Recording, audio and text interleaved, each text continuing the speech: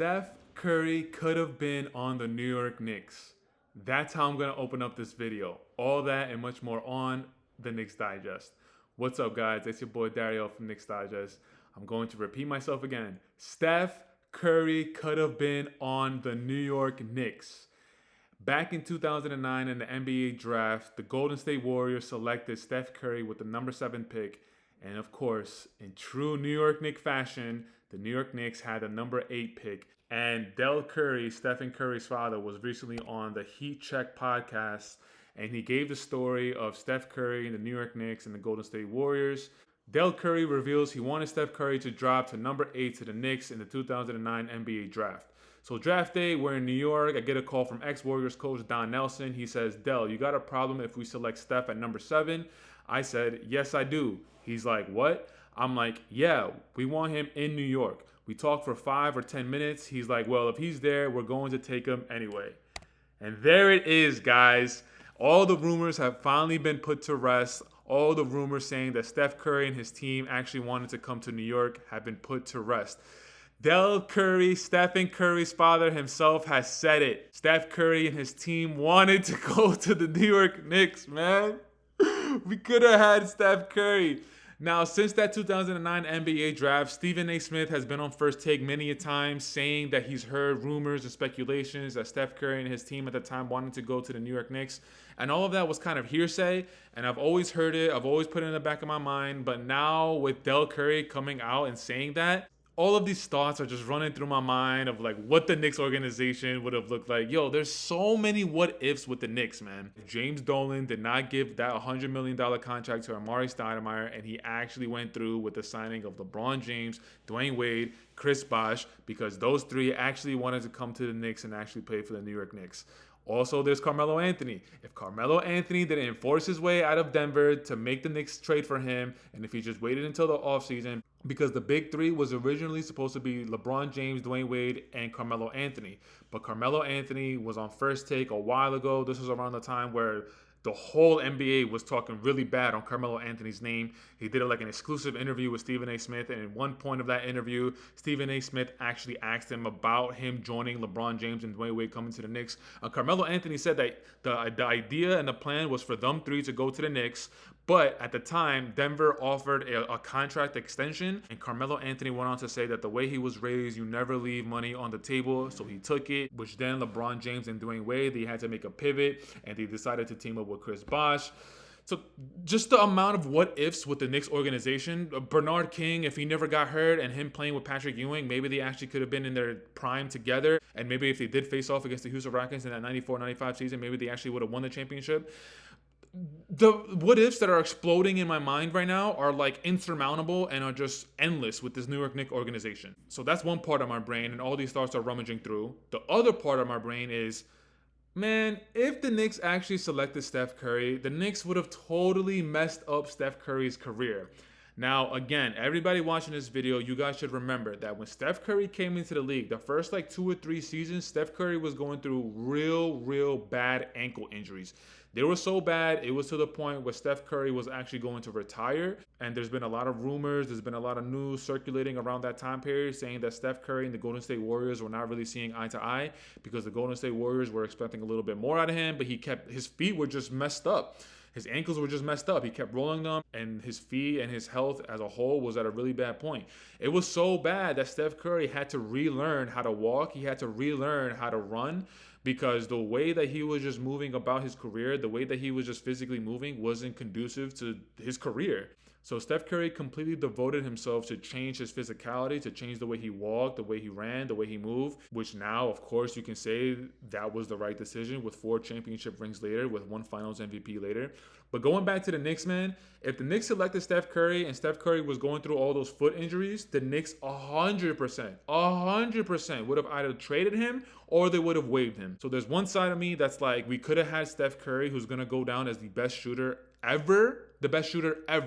Not top 3, not top 5, but the best shooter of all time. And it's kind of hard to say that since Steph Curry has 4 championship rings with the Golden State Warriors, it's kind of hard to say that he'd have 4 championship rings with the New York Knicks, because you also got to take a look at it from the perspective of the Golden State Warriors. They were willing to do whatever it took in order to pair Steph Curry up with other championship caliber players, a la Klay Thompson, a la Draymond Green. Now, they kind of stumbled upon Draymond Green. Draymond Green actually became what he is today, but when he got drafted from Michigan State and he was late first round, I believe, I'm not sure exactly what number, but much respect to Draymond, because he built himself into the player that he is today. The amount of respect that Draymond garners is 100% earned. And that's kind of hard to say with the New York Knicks, man. Stephen Curry, the first 2-3 seasons, he was rolling his ankle left and right, and then the Knicks probably would have given up on him, like I said, via trade, via waiving him. And I don't think they would have put the necessary pieces around Steph Curry to thrive like he has been. But of course, in true Knicks fan sense, in true Knicks fan tradition, we gotta torture ourselves. Look at this. Look at these numbers from Steph Curry, man. Look at his career numbers. Career numbers: 24.8 points, 4.7 rebounds, 6.4 assists, converting 47.3% from the field, 42.6% from three-point land, 91% from free throw, and then just last season alone, 26.4 points, 4.5 rebounds, 5.1 assists, 45% from the field, 40.8% from three-point land, 92.3% from free throw. And then look at all the accolades: 10-time All-Star, 2-time scoring champ, like I said, 4-time NBA champion, 1-time final MVP, 2-time regular season MVP, and one of those seasons, I believe it was unanimous, the only player to ever do that in NBA history, the All-Star game MVPs. Man, this guy is just off the charts with the type of player he is. And again, much respect to Steph Curry, man, because like I keep saying throughout this video, when he came into the league, with a lot of questions around him. Before he even played his first NBA game and before he even had all those foot injuries, the biggest question regarding Steph Curry is his physicality. He's around 6'2", 6'3", and I think I might be putting a little bit on that because I think realistically he's like 6'1". So a 6'1" point guard, and at the time he was super frail, he was super skinny, he didn't have a lot of meat on his bones. But now when you take a look at Steph Curry, he definitely has more muscle mass to his body. But at the time he came into the league, man, out of Davidson, like he was probably 150 pounds of soaking wet. And obviously with the NBA, you're playing against grown men. And Steph Curry, before he really perfected his three-point shot, Steph Curry was known to put the ball on the floor, attack the rim. And Steph Curry was going amongst the trees, man. And when you go amongst the trees, you're gonna get put on your ass. And with Steph Curry not having a lot of meat on his bones, like he was more prone to injuries. So you got to give the respect to Steph Curry, man, for turning himself into the player that he is nowadays. It's not just like a bona fide all-star, bona fide superstar. He is in the conversation for being the best player in the NBA history. And when you put yourself in the conversation as being the best player in NBA history, not best point guard, not best shooting guard, not best leader, but just the best player in NBA history, you are alongside the pioneers of this league. You're alongside the Bill Russells, the Wilt Chamberlains, the Larry Birds, the Magic Johnsons, the Michael Jordans, the LeBron James. Like, much respect to Steph Curry, man. Honestly, when I saw him come into the league, I think a lot of people would agree with me in saying that nobody saw this coming. Nobody saw Steph Curry turning himself into the player that he is, being the best shooter that has ever walked on the NBA hardwood floor. And I mean, at this point, like, the ship has sailed. There's been, unlike the LeBron James, unlike the Dwayne Wades, there has been no rumors linking Steph Curry to the New York Knicks. And I should say that one of, if not the biggest reason why the New York Knicks were targeting Steph Curry, because I believe at the time Mike D'Antoni was the team of the Knicks, and Mike D'Antoni's office is well known for being up and down for shooting with, like, at the time the shot clock was 24 seconds, and if you get an offensive rebound, the shot clock did not turn back to 14 seconds, it turned back to 24 seconds. So Mike D'Antoni's offense was basically, if you get the ball, run. If the other team makes a basket, get it through the net and run and shoot before the shot clock goes to 14 seconds. And that's why Mike D'Antoni and his coaching staff at the time were really targeting Steph Curry, because at Davidson, he was known as a three-point shooter, but he was expanding his game at the time. And yeah, man, it's hard to say what Steph Curry's career would have looked like if he actually got picked by the Knicks and if he actually stayed with the Knicks for a few seasons, because like I keep saying throughout this whole video, the Knicks, they just haven't really had a good track record of being a really good organization, of being patient with their players. I mean, look at all the players they drafted from the 2009 draft. The players that I can think of, Jordan Hill. The players that I can think of, RJ Barrett. RJ Barrett, Emmanuel Quickly, Obi Toppin. Like, look at these players, man. These are really good, solid NBA players. Now, RJ Barrett and Emmanuel Quickly, you know, trading them for OG Anunoby. I think now seeing how OG Anunoby has affected this team, I think you do that trade 10 times out of 10. But Obi Toppin being traded to the Indiana Pacers, me personally, I actually would have liked to keep Obi Toppin. But I get it. Obi Toppin wanted to look for more minutes, and he's behind Julius Randle, and there's nothing he could have done to impress Coach Tibbs. He was not going to be starting over Julius Randle. The only way Obi Toppin was going to be starting over Julius Randle was if Julius Randle kept having like career or season-ending injuries. And when Obi Toppin was a part of the team, that just wasn't happening. But salute to Obi Toppin. I love how you changed your game and you added the three-point shot. You added just being that offensive weapon, just flying up and down the court and learning how to be effective in a way that a lot of people didn't see you be.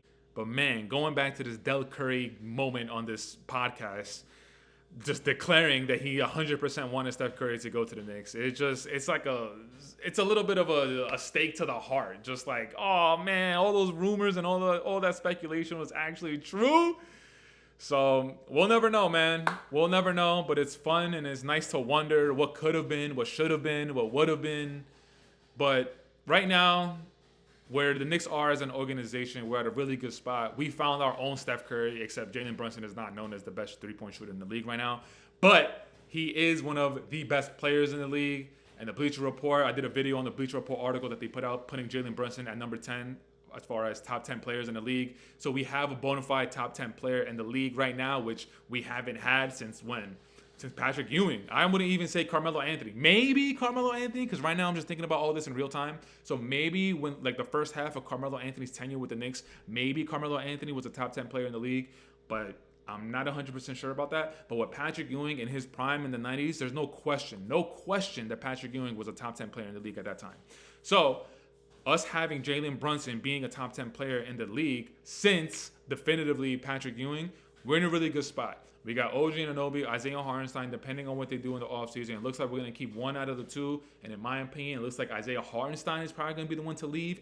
The Knicks are not going to be able to offer the type of money that Isaiah Hartenstein wants. So between the two, I'd actually want to keep OG Anunoby. I mean, look at the difference that he had when he got traded to the Knicks. The record when OG Anunoby got to the Knicks between Julius Randle, Jalen Brunson, and OG Anunoby, when all three of them were healthy, was like 14-3 or 15-2, something like that. So Isaiah Hartenstein, we love you, man. And if you do leave, of course, we're going to miss you. But I think OG Anunoby's impact on the floor is greater than Isaiah Hartenstein's.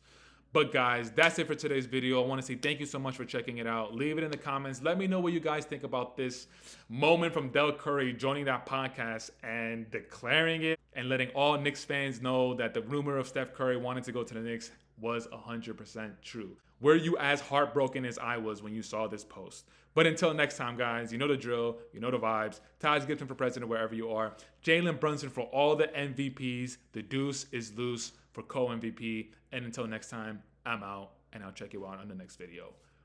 Peace.